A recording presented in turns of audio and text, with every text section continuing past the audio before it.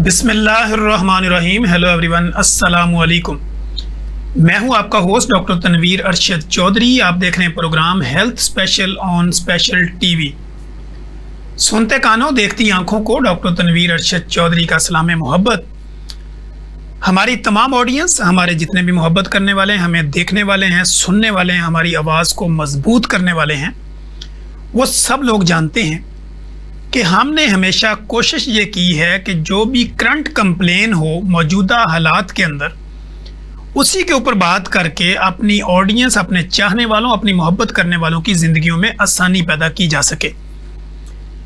आज हम बात करेंगे कि हमारे क्लिनिक्स के ऊपर, हॉस्पिटल्स में, एमरजेंसीज़ के अंदर या डिफरेंट प्राइवेट हॉस्पिटल्स में या आपके दवाखानों के ऊपर जिस कंप्लेंट्स के साथ माएँ अपने बच्चों को लेकर रिपोर्ट होती हैं या माएँ खुद आती हैं या बड़े मरीज़ रिपोर्ट होते हैं, वो है पेट के अमराज।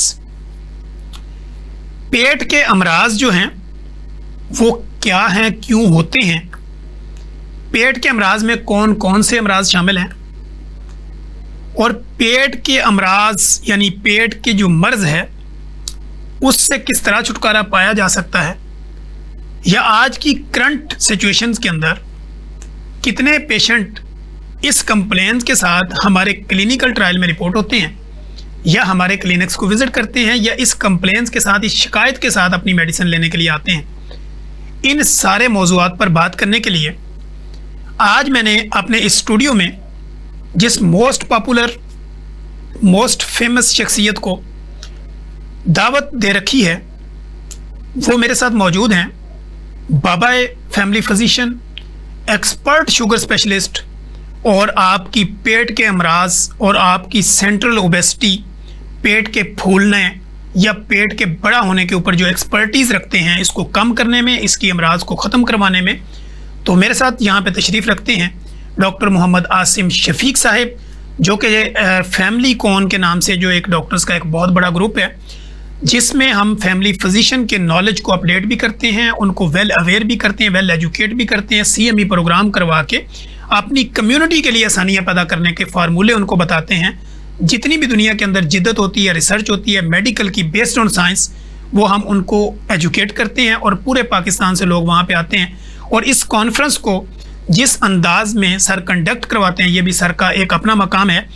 और इसी तरह डॉक्टर्स को एजुकेट करने में और हमारी एजुकेशनल एक्टिविटी को बढ़ाने में और लोगों को वेल अवेयर करने में भी सर सफ़े अव्वल में पाए जाते हैं। Sir, welcome to the show. Sir, first of all तो हम तो आपकी खूबियों से वाकिफ़ ही हैं। बड़ी मेहरबानी। हमारी जो ऑडियंस है वो आपके पहले भी प्रोग्राम सुन चुकी है और उनको बड़ा मज़ा आता है। वो कहते हैं सर एक बड़े खूबसूरत अंदाज में, एक दोस्ताना माहौल में गुफ्तगू करते हैं, तो जिससे जो मरीज़ होता है ना वो थोड़ा खुशगवार हो जाता है। जी, वो कहता है डॉक्टर जितना मुस्कुरा के बता रहा है, इसका मतलब मसला कोई नहीं है। बड़ी मेहरबानी। अच्छा सर, हम ये जानना चाह रहे हैं पेट के अमराज की वजूहात क्या है? रब्बि इश्रह ली सदरी वयस्सिर ली अमरी वहलुल उक़दतम मिन लिसानी यफ़क़हू क़ौली। पेट के अमराज जो हैं, बच्चों में कुछ और वजूहात हैं, बड़ों में कुछ और वजूहात हैं, मेल और फीमेल में आलमोस्ट सेम ही वजूहात हैं, और बुज़ुर्गों में भी आलमोस्ट कह लें कि बच्चों वाली वजूहात भी हैं और बड़ों वाली वजूहात भी। ठीक। बच्चों में जो वजूहात ज़्यादा होती हैं, जिसकी वजह से माएँ जो हैं वो अपने बच्चों को ले ले के दर बदर भागती हैं, रोता है बच्चा, बर्दाश्त नहीं होता, डेफिनेटली माँ के लिए वो बहुत कठिन मरहला होता है, क्योंकि बच्चा बता नहीं सकता कि उसको तकलीफ़ किधर है। उसकी मेन वजह हमारी बॉटल फीडिंग है। और क्योंकि बॉटल फीडिंग में आप जब बच्चे को दूध देते हैं तो उसका पानी आप ख्याल नहीं करते, उसकी दूध की मिकदार का ख्याल नहीं करते कि भाई कितनी कंसंट्रेशन के साथ दूध और पानी का जो है वो मिलाप होना चाहिए। ठीक। फिर उसके साथ तीसरी बात ये है कि जब बच्चा फीडर लेता है तो बच्चे वो फीडर की जो स्टरलाइजेशन है वो प्रॉपर नहीं है। पहले पानी की स्टरलाइजेशन प्रॉपर नहीं, फिर दूसरा बच्चे के फीडर की स्टरलाइजेशन प्रॉपर नहीं, फिर जब बच्चा दूध पी लेता है तो माएँ जो हैं वो बच्चे को दूध दे के फिर भूल जाती हैं कि जी आपने बच्चे को फीडर दिया है, ठीक है बच्चे ने पी लिया होगा तो वो चूस नहीं चूस रहा है, लेकिन उससे जो गैस अंदर लेके जा रहा है वो उसकी आंतों को जाके इफ़ेक्ट करती है और डेफिनेटली वो ज़्यादा इफ़ेक्ट कर जाती है बाज़ औक़ात, फिर बच्चा जो है वो रात को माँ को तंग करते हैं। ठीक है। और ये जो बड़ी कॉमन एक बच्चों में ये एक बात पाई जाती है। और फिर आप जैसे जैसे बच्चा बड़ा होता चला जाता है, अगर आप पानी अपना ठीक रखते हैं, स्टरलाइजेशन अपनी ठीक रखते हैं, दूध आपका प्रॉपर स्टरलाइज है, आप उसको यानी भैंस से आपने दूध लिया, गाय से दूध लिया, बकरी से दूध लिया, लेकिन उसको आपने प्रॉपर बॉयल किया, वो प्रॉपर बॉयल करने के बाद जब आपने बच्चे को दिया या बड़े को दिया तो वो डेफिनेटली वो आपको इतना असरअंदाज नहीं होगा अनटिल अनलेस कि आप जो देने वाला है उसके हाथ कैसे है, उसकी स्टरलाइजेशन अपनी कैसी है। ठीक। ये सारी चीज़ें जो हैं वो बहुत इम्पॉर्टेंट हैं क्योंकि हमारे यहाँ टाइफाइड बहुत कॉमन है इन मौसम में, और इसी वजह से कि वो पानी का एक जो कीड़ा है वो उसमें चला जाता है और वो जब नहीं मरता तो फिर वो पेट में जाके सबसे पहली अलामत जो है वो बुखार के साथ जो पेट दर्द की जो है वो ज़ाहिर करता है। ये एक बड़ी कॉमन सी बात है, यह बच्चों में बहुत कॉमन बात है।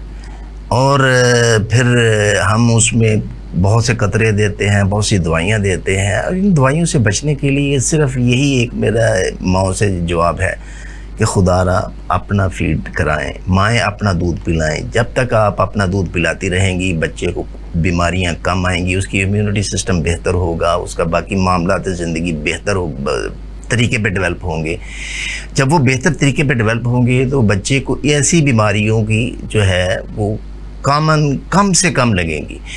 आप यूरोप में चले जाएं, कहीं पे भी चले जाएं, पाकिस्तान का सीरम सबसे महंगा बिकता है। क्यों ज़्यादा महंगा बिकता है?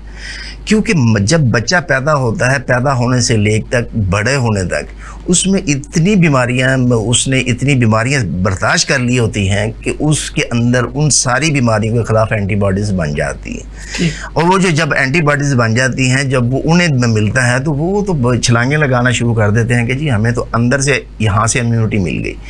लेकिन हम जो हैं अपनी इम्यूनिटी को माँ का दूध ना पिलाने की वजह से और कम कर किए जा रहे हैं, और ऊपर से फिर हम जो मैदा है अब साथ में बॉटल है, यानी बिलखुसूस जो आपको स्प्राइट है, 7 अप है, कोक है, शेज़ान है, जो भी बोतल है, जो भी जूसेस है, ये हमारे लिए कत्ल बन जाता है। हमारे ये कातिल बन जाते हैं, हमारी आंतों के भी, हमारी सब चीज़ के। बास को बच्चों में जो है वो कह लें कि पेट दर्द इस वजह से हो जाता है कि बच्चे को पखाने लग गए, बड़े को पखाने लग गए। उसकी वजूहात हैं कुछ, और उसकी वजूहात जो होती हैं वो उस एलर्जी की वजह से है, जो उसको या तो लैक्टोज से एलर्जी है या उसको जो है ग्लूटीन से एलर्जी है। ठीक है। अगर उससे भी, हाँ जी, गंदम से, गंदम में ग्लूटीन होता है, उसमें यानी जौ में भी ग्लूटीन होता है। इन दोनों की एलर्जी से भी आपको पेट की दर्द हो सकती है। और ये देखना पड़ता है कि भाई मरीज़ आपके पास किस हालत में आया है और वो क्या आपको कंप्लेन कर रहा है, उसकी हिस्ट्री इज़ वेरी इंपॉर्टेंट। ठीक।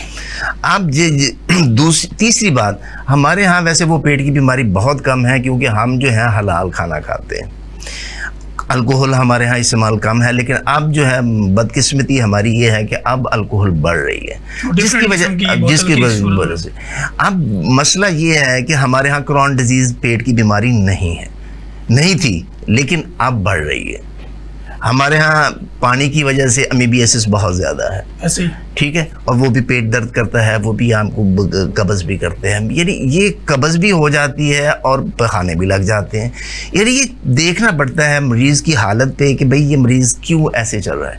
अब देखिए कब्ज़ जो है बड़ा कॉमन सा एक लफ्ज़ है, मतलब ये है कि अगर आपको 2 दिन के बाद पखाना आता है तो वो हम उसको कब्ज़ में कंसिडर नहीं करते, लेकिन अगर तीसरे दिन भी आपको खुल के मोशन नहीं आता तो इसका मतलब है कि आपकी आंतों के अंदर की जो सेक्रीशंस है वो कम पैदा हो रही है। उसको कम पैदा करने में आपने क्या ऐसा इस्तेमाल किया है कि जिसकी वजह से उस सेक्रीशंस को हम फिर वापस दोबारा उसी हालत में लेके आए।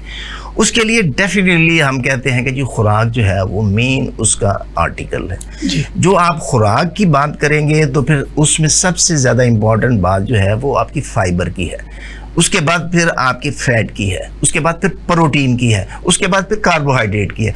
अगर आप इन चीज़ों पर अमल करते चले जाएंगे तो डेफिनेटली आपकी ये बीमारियां कम से कम होती चली जाएंगी। देखिए गांव में आप कहते हैं जी फाइबर नहीं मिलता है, भाई गाजरें आपके पास हैं, आपके पास मूली भी है, आपके पास सैलड भी है, आपके पास यानी कि कोई ऐसा फार्मूला जो यहाँ शहरों में मिलता हो वो गांव में ना मिलता हो, नहीं। आपके पास तो बहुत ज़्यादा नेचुरल है, बहुत ज़्यादा फ्रेश भी है, तो आप उसको जितना इस्तेमाल करेंगे डेफिनेटली आपको कब्ज़ नहीं होगी। आप ग्रीन पत्तों की जो सब्जियां हैं वो अगर खाएंगे तो कब्ज़ नहीं होगी। जब कब्ज़ नहीं होगी तो डेफिनेटली आपको बवासीर भी नहीं होगी, कोई फिशर नहीं बनेगा, कोई आपकी ये बीमारियां जो हैं वो आगे जो बढ़ने वाली हैं वो नहीं होंगी।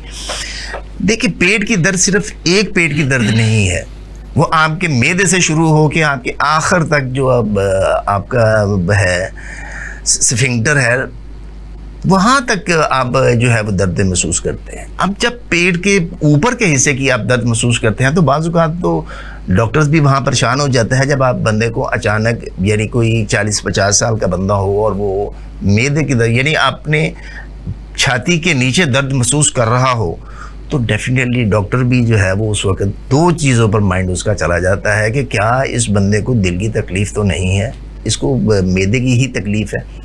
उसके लिए फिर वो ECG की जाती है, फिर देखा जाता है कि भाई टी-ट्रोपिन टेस्ट किया जाता है कि क्या दिल की बीमारी है कि इसको ये मैदे की तकलीफ़ है। जब मैदे को देखिए वो मैदे की तकलीफ़ क्यों होती है, वो मैदे की तकलीफ़ आपको इसलिए होती है कि आप अपने आप को ज़्यादा देर तक खाली पेट रखते हैं और फिर स्पाइसी खाने खाते हैं, मीठा बहुत लेते हैं। यानी ये दोनों चीज़ें एक्सट्रीम दोनों चीज़ों की आपको मैदे की तकलीफ़ की तरफ लेके जाते हैं। फिर तीसरी बात जो है उसमें जो ऐड अप की जाती है वो हमारा स्ट्रेस है।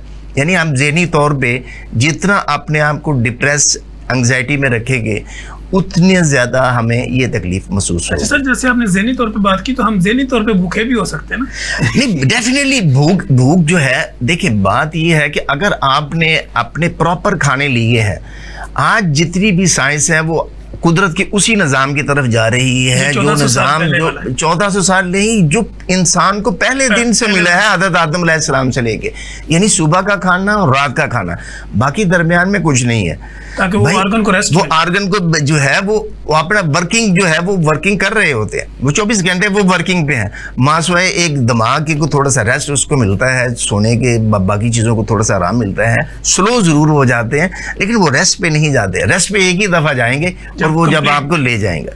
अच्छा सर, यहाँ पे पेट के चूँकि अमराज की बात हो रही है तो आजकल हम देखते हैं बड़ों में और बच्चों में पेट के कीड़ों की बड़ी शिकायत होती है। वो कहते हैं जी मोशन वाली जगह पे जलन हो रही है, कीड़े निकल रहे हैं, बच्चे रोते हैं, माएँ तेल लगाती हैं या डिफरेंट किस्म की मेडिसिन देती है, तो इसकी वजूहात क्या होती है और इसको ट्रीट कैसे करते हैं? देखिए बात बड़ी सिंपल है, बात ऐसी ही है कि उस कीड़े का जो जरासीम है वो कहाँ से गया, ठीक है, वो आपके पानी से गया, आपके खुराक से गया, कहीं ना कहीं से गया। यहाँ पे लोगों की ना एक मिथ भी है, लोग ये कहते हैं कि मेरा बच्चा चूंकि मीठा ज्यादा खाता है तो मीठे की वजह से इसको कीड़े हैं। नहीं, वो मीठा जो है वो देखे तो सही आपने मीठा बनाया कैसे, ठीक है, वो हाइजीन आपकी जो है ना दैट इज इम्पोर्टेंट। ठीक, आपने अपने मीठे में अगर कोई ऐसा चीज ले गए, आप लार्वा जो है आप देखें डेंगू फीवर जो है एक मच्छर से होता है, और आप आजकल जो है वो उन्होंने जहां पर भी अंडे दिए हैं उस मच्छर ने एनोफिलिस ने, तो फिर डेफिनेटली वो तो आप हैच हो गए, ठीक है, वो 2 साल तक वो ऐसे पड़े रहेंगे। जैसे ही उन्हें पानी मिलेगा तो वो जनाब अपना उसमें से फिर लार्वे से निकलना हो जाएगा, फिर बाकी चीज़ें सारा प्रोसेस होगा। इसी तरह जब ये जरासीम अंदर जाते हैं, उसके अंडे अंदर जाते हैं तो फिर जाके वो पैदा होते हैं, वो ऐसे ही अंदर से ही नहीं पैदा हो जाते, वो डेफिनेटली उसका एक रूट कॉज है, वहाँ से वो जाते हैं, वो चीज़ जाती है अंदर, वो स्टे करती है, वहाँ पर उन्हें एनवायरनमेंट मिलता है, एनवायरनमेंट मिलने के बाद फिर वो जनाब वो वहाँ जरासीम पैदा होते हैं, और वो जब जरासीम पैदा होते हैं तो फिर वो डेफिनेटली वो एक क्रम से छोटे छोटे सफ़ेद से वो निकलना शुरू हो जाते हैं, मोशन के साथ नज़र भी आते हैं। बल्कि बाज़ औक़ात तो बड़े कीड़े भी होते हैं, वो लंबे इतने बड़े भी लंबे कीड़े भी निकलते हैं। वो सारे इस वजह से निकलते हैं कि भाई कहीं ना कहीं से उसका कोई ना कुछ चीज़ ऐसी अंदर गई है जिसने उसको बनाया है, फिर यानी उसका अंडा अंदर गया है, उसका कुछ ना कुछ गया है तो फिर ही निकला है ना। तो इसलिए अगर पेट के कीड़ों का ऑन दी टाइम प्रॉपर इलाज ना किया जाए तो इसके आगे क्या नुकसान? देखिए बात यह है कि अगर इलाज ना किया जाए तो वो आपकी आंतों को बंद कर देते हैं, ठीक है, तो फिर आपको क्या होता है, आपको कब्ज भी हो गई, आपको उल्टियां भी शुरू हो गई, फिर क्या होगा? आपको फ़ौरन से पहले आप देखते हैं कि भाई बहुत से मरीज़ जो हैं उनका पेट ओपन करना पड़ा है इस सिलसिले में। यहाँ तक कि जो अब हम जो खा रहे हैं, नूडल्स ले रहे हैं या अपने प्लास्टिक की जो सलांटिस बच्चों को दे रहे हैं, वो भी जाके आंतों में स्टक कर जाती है। और वहाँ पर यानी कि सऊदीया में बाकायदा ये बात हुई है कि बच्चा जनाब पेट कंप्लेंट के साथ आ रहा है, हर तीसरे दिन वो आ रहा था। उन्होंने कहा कि ये मसला क्या है। उसका जब उसको टेस्ट किया गया, उसके जब बेरियम मील से देखा गया कि यहाँ तो आगे से तो जा ही नहीं, पास ही नहीं हो रही है, ये तो यहाँ पर स्टक हो गया। इसका मतलब है कि उसको ऑब्स्ट्रक्शन हो गई है। अब वो ऑब्स्ट्रक्शन के लिए उसको ऑपरेट करना पड़ा। जब ऑपरेट करने के लिए ऐसे आंत बाहर निकाली तो देखा, ऐसे खोला तो वो जनाब अंदर से प्लास्टिक के वो सारे जनाब नूडल्स जो उसने खाई हुई थी और जो वो सारी वहाँ थे वो निकल रही थी। यानी मतलब ये है कि हम खुराक क्या ले रहे हैं, अपने बच्चों को खुराक दे क्या रहे हैं, ये बहुत ज़्यादा इम्पॉर्टेंट है।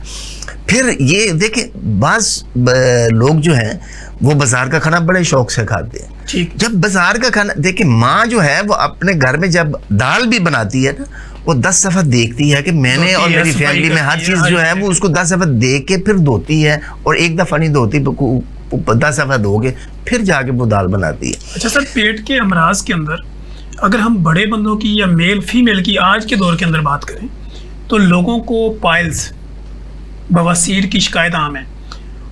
बवासीर की शिकायत हमारे क्लिनिकल ट्रायल में जब पेशेंट रिपोर्ट होता है उसको वो पहले तो मानता ही नहीं कि मुझे बवासीर है, लेकिन ये बताता है कि जब मैं पखाना करता हूँ मुझे मिर्चें चुभती हैं, या कोई पीस बाहर आ जाता है, या वहाँ पे कोई ये ब्लड आता है, या तो सर इसको हम किस तरह डिफाइन करेंगे पाइल्स को? पाइल्स को डिफाइन तो देखिए जी, बात ये है कि ये एक खून की आंत होती है, ठीक, जो वहाँ फूल जाती है। और वो फूलती किस वजह से है? वो आपकी सिटिंग हैबिट से, आपके ड्राइविंग की वजह से, आपके जो है कब्ज की मेन वजह जो है उसकी, उसमें भी कब्ज। अच्छा सर, सिटिंग और बैठना, बाइक्स वगैरह चलाना भी काज बन सकता है? काज बन सकता है, ठीक है। लेकिन सबसे पहली जो काज बनती है वो उसमें बवासीर की जो कब्ज है, ठीक है, ठीक है। और जब स्पाइसी खाने भी इसकी काज, ये स्पाइसी मीठा ये सब जो है ये उसको बढ़ाते हैं, ठीक है। इवन फिर अगर जब शुरू हो जाए तो फिर हुक्मा तो ये भी कहते हैं कि दूध से भी ये बढ़ जाती है, हालांकि दूध का वहाँ पर इतना रोल बनता नहीं है, ठीक है। तो इसलिए उस चीज़ को जो आपकी ज़रूरियात ज़िंदगी है उसको अपने लिए हराम मत करें, वो ज़रूर लें, लेकिन अपनी आदत को बदलें। आदत बदलेंगे तो वो आपकी बवासीर ना बनेगी, ना होगी, और ना आप उसकी तरफ जाएंगे। अच्छा सर, टाइप्स ऑफ अगर पाइल्स की हम बात करें, बवासीर की अकसाम की बात करें पेट के अमराज के साथ, तो वो कितनी होती है? एक तो लोग कहते हैं जी मुझे मोकों वाली बवासीर है, कोई कहता है मुझे बादी है, खूनी है, कोई कहता है एनल फिशर बन गया। तो इसकी टाइप्स कितनी होती हैं मेडिकली पॉइंट ऑफ व्यू से? देखिए जहाँ तक एनल फिशर है, एनल फिशर बिल्कुल डिफरेंट चीज़ है बवासीर से, ठीक है। बवासीर जो है वो देखिए एक एडिमेंट, यानी कि कोई चीज़ फूल गई है आपके रेक्टम में। जब रेक्टम में कोई चीज़ फूलती है तो वो उसी को सब समझते हैं कि जी ये चीज़ जो है ये बवासीर का लिंक है इसमें। अब उस लिंक को जो है वो कैसे आगे लेके चलते हैं? अगर बवासीर सिर्फ सोजिश वाली है और वो आप कोई भी एंटी इन्फ्लेमेटरी ड्रग दे देते हैं, कोई उसको बाथ सीटिंग में बैठा देते हैं, तो वो उससे रिलीफ उसको मिल जाता है। और लोकली जो है वो आप कोई भी एंटमेंट दे देंगे जो अंदर रखने वाली होती हैं बवासीर के लिए, तो वो उससे काफ़ी बेहतर हो जाता है, बिल्कुल ठीक हो जाता है। लेकिन जो बवासीर जिसमें खून अलहदा से टिपकना शुरू हो जाए, इसका मतलब है क्योंकि वहाँ पर 3 ऐसी जगह हैं जहाँ पर खून की मोटी नालियाँ बन जाती हैं, ठीक ठीक है। एक यानी कि अगर घड़ी का आप सर्कल देखें तो एक 9 पे चली जाएगी, एक आपकी 6 पे चली जाएगी, एक आप 3 पे चली जाएगी। ये 3 जगह जो है ये दैट इज़ वेरी इंपॉर्टेंट कि वो वहाँ पर चूँकि उनका एक जंक्शन बनता है, वो जंक्शन जो है वो फिर आपको इस तरफ ले जाता है जब आपको कब्ज़ और ये चीज़ें सारी होती हैं। जी नाजरीन, कहीं मत जाइएगा, हमारे साथ रहिएगा। यहीं पे वक्त हुआ ब्रेक का। मेरे साथ डॉक्टर मोहम्मद आसिम शफीक जो बाबा फैमिली फिजिशियन हैं और एक्सपर्ट हैं शुगर और ब्लड प्रेशर को कंट्रोल करने को, पेट की अमराज के ऊपर अबूर रखते हैं और पेट की अमराज को प्रॉपर तरीके से बेस्ड ऑन साइंस आप लोगों तक इसका मैसेज डिलीवर करने की कोशिश कर रहे थे। हम ब्रेक के बाद दोबारा अपनी गुफ्तगू को जारी रखेंगे।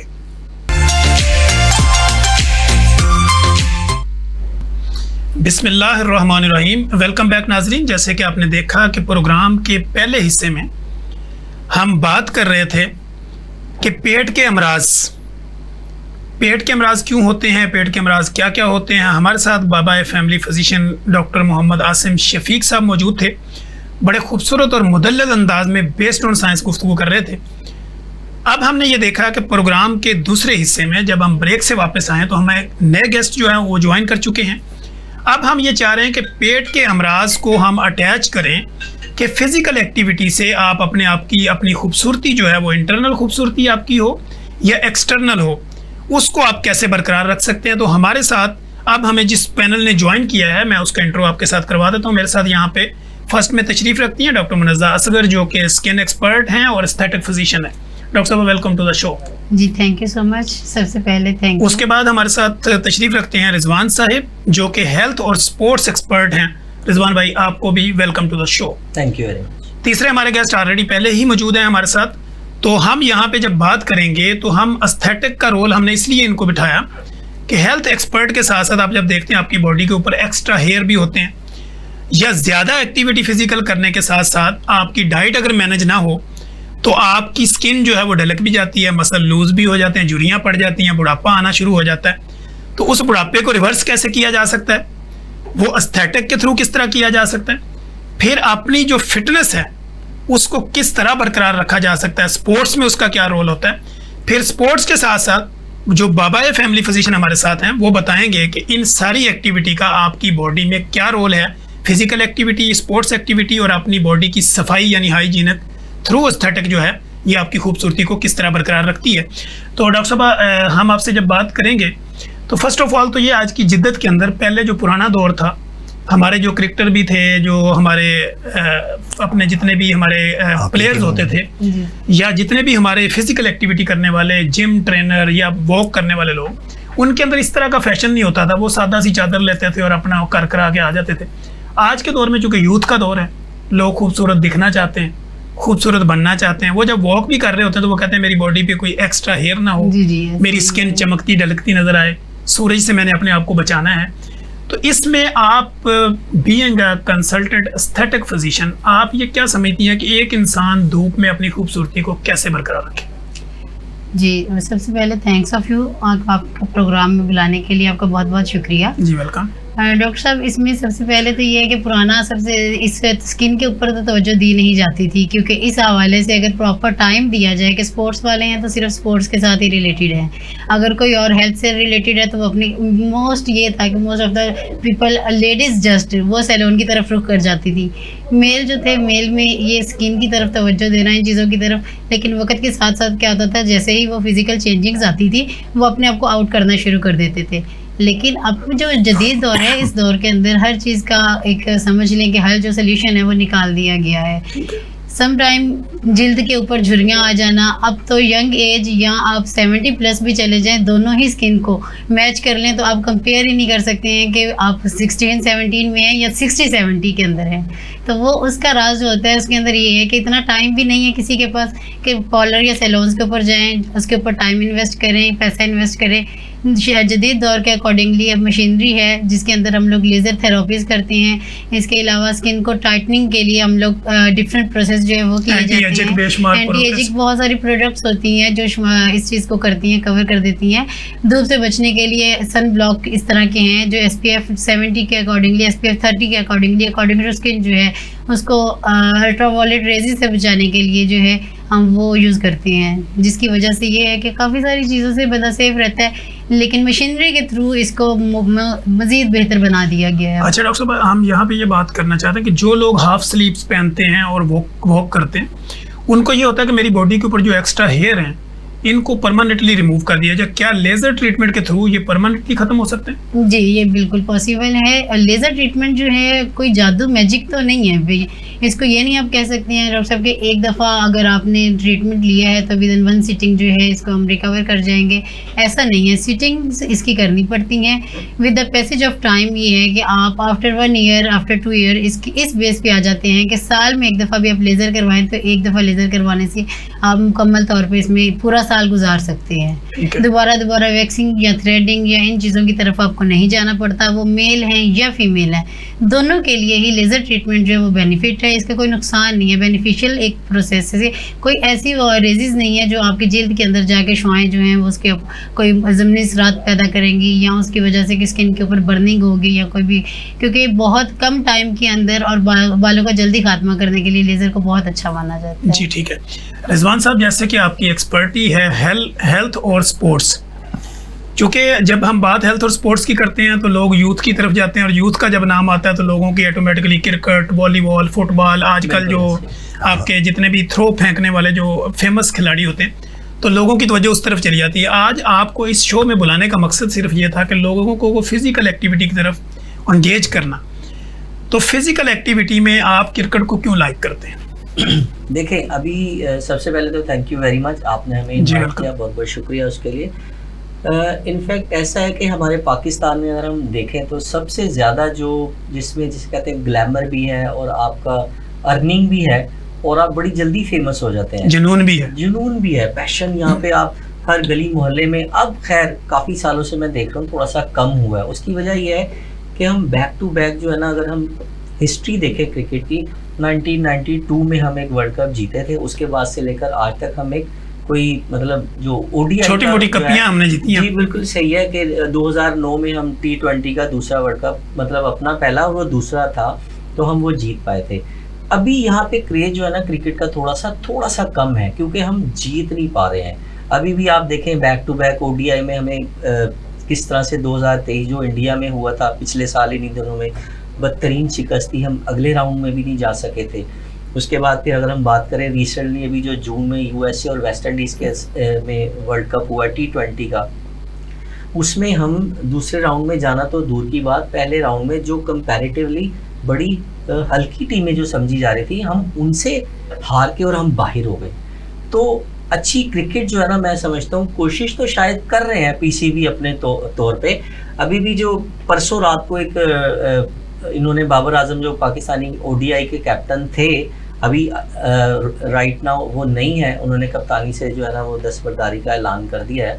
लेकिन ये है कि अभी भी ये डिबेट चल रही है कि कप्तान किसको होना चाहिए। अगर हम अपने राइट लेफ्ट में देखें, अगर हम क्या कहते हैं इंडिया की बात करें, हम एशिया में 5 ममालिक हैं जो कि अच्छी क्रिकेट खेल रहे हैं, उस पर टॉप पे इंडिया है और हम अनफॉर्चुनेटली 5वें नंबर पे हैं। अफ़गानिस्तान वो हमसे जो है ना वो बहुत ऊपर आके 2nd नंबर पे है। अभी श्रीलंका बहुत अच्छी क्रिकेट खेल रही है। श्रीलंका अभी इस वक्त आपका यूथ के नाम क्या पैगाम है कि उनको फिजिकल एक्टिविटी में क्रिकेट में ज़्यादा एंगेज होना चाहिए या फिर वो कोई और एक्टिविटी में ज़्यादा एंगेज हो?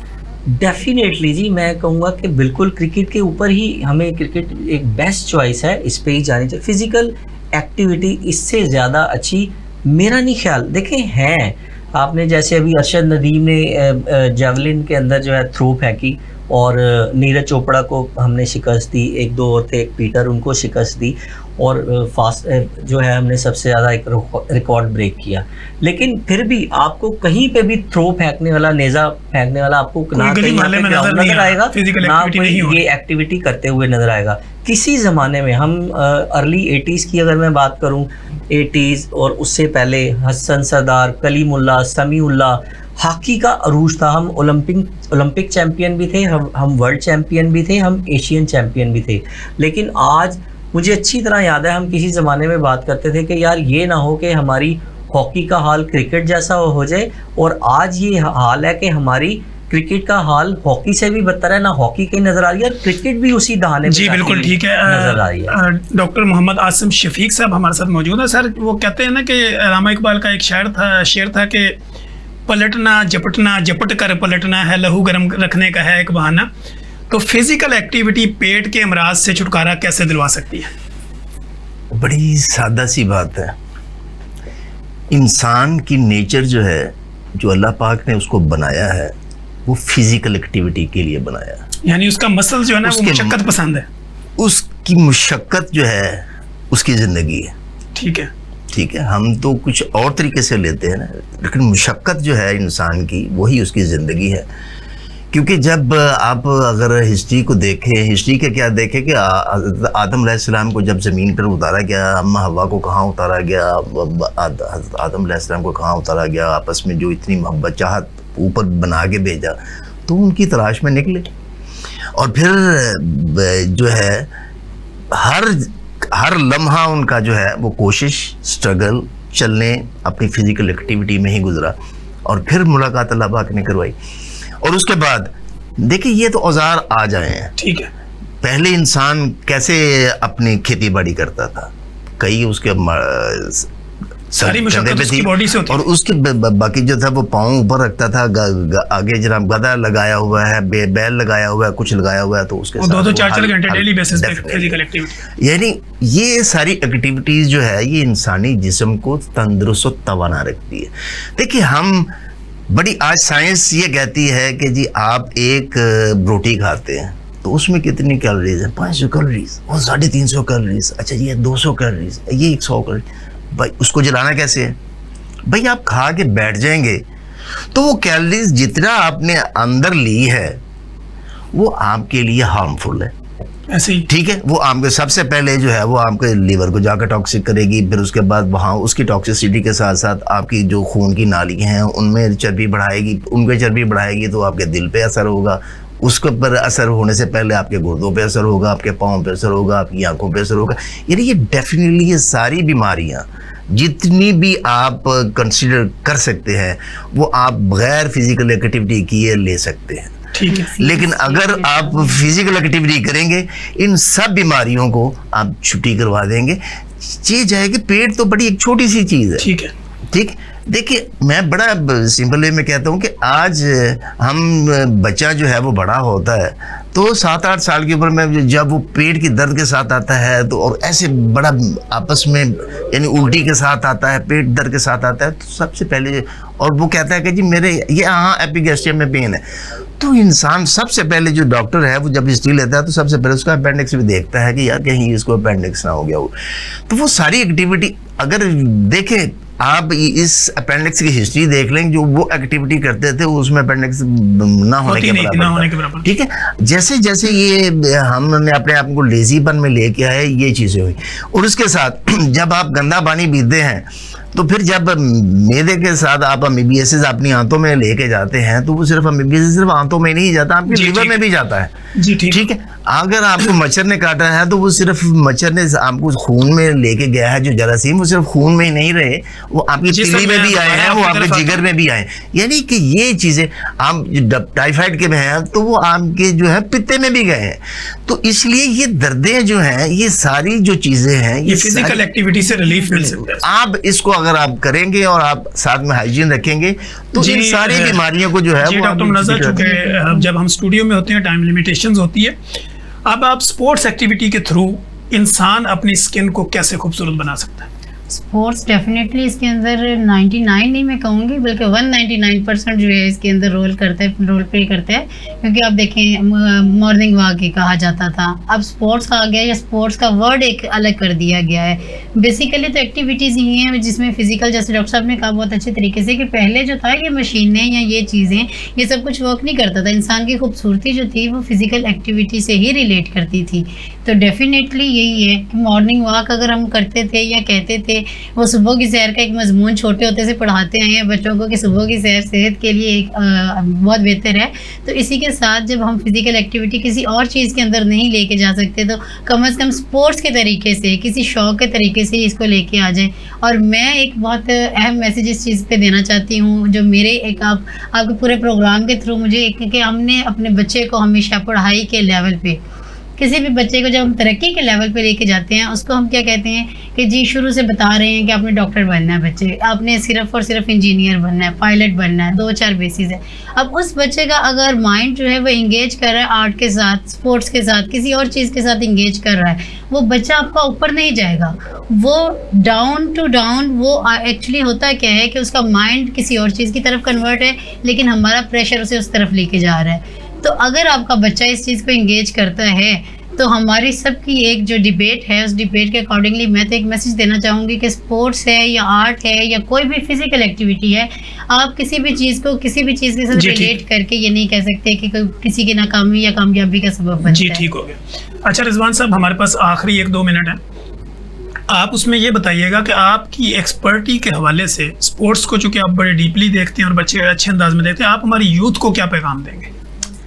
देखें जी, जो करंट आपका एक चल रहा होता है ना, जो दौर कह लें या टाइम कह लें, हम उससे पीछे अगर रहेंगे तो हम फिर कहीं बहुत पीछे ही रह जाएंगे। ठीक है। हमने एक जो जिस निज़ाम के साथ हमने चलना है उसको साथ लेके चलना है, और जिस तरह से हमें एक्सरसाइज कह लें या जिस तरह से हमें एक्टिविटीज़ कह लें हमें गाइड की जाती है, हमें 100% उसको फॉलो करना पड़ेगा, करना चाहिए। अगर हम नहीं करेंगे तो हम कहीं बहुत पीछे रह जाएंगे। ठीक हो गया सर। आखिरी वाइंड अप मैं चाहूँगा कि आपके ऊपर हो, तो आप सर पब्लिक के नाम स्पोर्ट्स के हवाले से, चूँकि क्रिकेट के ऊपर भी आपकी अच्छी गिरफ्त है, डॉक्टर होने के साथ साथ आप एक बहुत बड़े तज्जिया निगार भी हैं, तो आपका तज्जिया 2 मिनट में क्या है? मसला बड़ा मुख्तसरन मेरे भाई ने बता दिया है कि हम कैसे। मेरा बाप जो था वो एक स्पोर्ट्समैन था। हमें बाहर जाने की इतनी जल्दी होती थी कि आप अंदाज़ा नहीं कर सकते कि हम जब स्कूल से आते थे तो बस्ता रखा तो बाप ने कहा कि पहले खाना खाओ। यानी सर्दियों में ये मालूम होता था कि हमने खाना खाया, नमाज़ पढ़ी और फिर हम ग्राउंड में। अगर हम बारिश हो गई है तो हमें घर में क्या था, बंटा होता था और विकेट होती थी, और पीछे से जनाब इतना इस हाइट पे हमने कहा जाता था कि जनाब आप ये खेलें, और जो जिसने ऊंचा मारा तो वो आउट। ठीक। अब जबकि हम अब की क्रिकेट देख रहे हैं और जिन जो हालात हमारी क्रिकेट के साथ हो गए हैं, और चूँकि हमने यानी मेरे वाले साहब आसिफ इकबाल के साथ बड़ा उनका दोस्ताना था, खेलते थे। मेरे चचा जो हैं वो पाकिस्तान खेल चुके हैं, तो इसलिए वो जो चीज़ है वो मैंने अडॉप्ट की हुई है। वो मुझे पता है कि जी क्रिकेट को कहाँ से जो है वो पैच लगे हैं। पैच असल में आपके बारे में ये भी मशहूर है कि आप बैडमिंटन बड़ी अच्छी खेलते हैं। जी बैडमिंटन बड़ी अच्छी खेलता हूँ। जी अभी भी खेलता हूँ। तो ये मतलब ये है कि जो स्पोर्ट्समैन होता है वो डेफिनेटली कुछ ना कुछ करता रहता है। स्पोर्ट्समैन कभी बूढ़ा भी नहीं होता, इसीलिए वो एक्टिव भी रहता है। और इसीलिए आपने पिछली दफ़ा मुझसे यही सवाल किया था कि जी आपकी इस हेल्थ का क्या राज है, तो मैंने आपको बता दिया था कि जब मैं अपने क्लिनिक से उठता हूँ तो आज भी मैं एक आधा पौना घंटा जो है वो बैडमिंटन जरूर खेलता हूँ। मसला ये है कि हमारी क्रिकेट इस वक्त जो है वो क्यों ज़वाल पजीर है। एक तो ज़वाल पजीरी जो है वो हमारे वो कंसंट्रेशन नहीं रही वो बच्चों में। वो जल्द से जल्द अमीर होना ज़रूर चाहते हैं, लेकिन वो क्रिकेट के साथ नहीं वो क्रिकेट से लायल नहीं है। जो बदकिस्मती हमारी ये है, हम क्रिकेट के साथ लायल नहीं है। हम सिर्फ अपने उस पैसे के लिए लायल हैं जो हमें ऊपर नजर आ रहा है।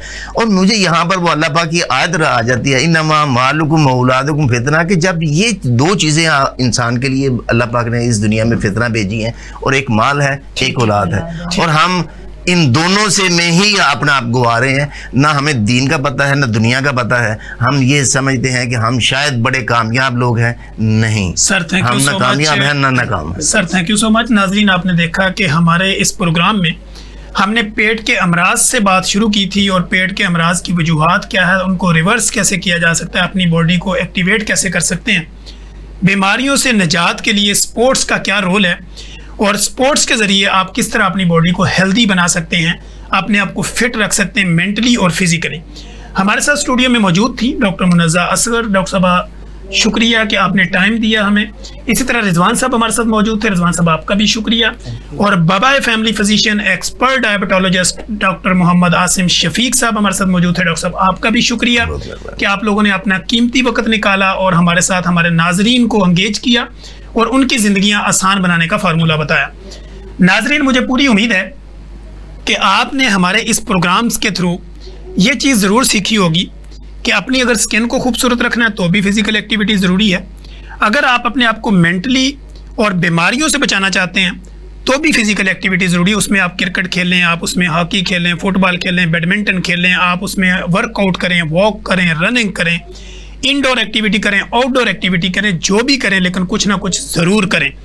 जब आप कुछ नहीं करते तो फिर बॉडी आपके खिलाफ बहुत कुछ करती है। अपनी बॉडी को अपने अगेंस्ट काम करने से रोकने के लिए फिज़िकल एक्टिविटी बहुत ज़रूरी है। फिज़िकल एक्टिविटी बहुत ज़रूरी है। जब आप करते हैं तो आप मेंटली भी रिलैक्स होते हैं, आपके मसल्स की जो नेचुरल मूवमेंट होती है वो भी बेहतर होती है, आपकी जो नर्व फ्लेक्सिबिलिटी होती है वो भी ठीक होती है, आपके जॉइंट मजबूत रहते हैं और आप एक हेल्दी मुआशरा जो है उसको जन्म देते हैं। कहीं मत जाइएगा और हमारी इन बातों को प्रॉपर सुने। अगर इससे मुतल्लिक़ किसी भी तरह की कोई भी क्यूरी, कोई सवाल जवाब है, कमेंट बॉक्स में आइए, कमेंट कीजिए। हम दोबारा कोशिश करेंगे अपने नए पैनल के साथ, नए गेस्टों के साथ दोबारा हाजिर हों। तब तक के लिए इजाज़त दीजिए। अल्लाह हाफिज़।